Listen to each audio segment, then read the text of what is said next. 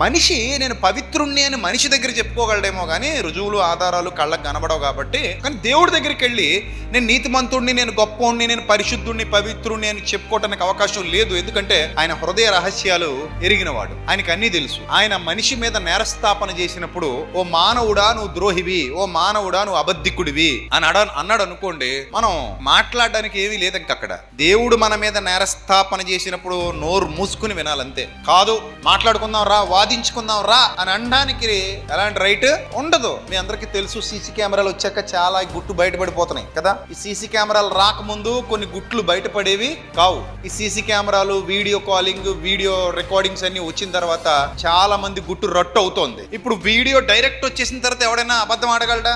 అబద్ధం ఆడినా కూడా మళ్ళీ దాన్ని టెస్ట్ కి పంపుతారు. టెస్ట్ కి పంపితే నిజం నిగిది వెళ్ళిపోద్ది కదా. సో దొరికిన వాడు దొంగ అయినట్టు ఇప్పుడంటే వీడియో కాల్ వచ్చింది కాబట్టి భయపడుతున్నాం, వీడియో ఫుటేజెస్ వచ్చి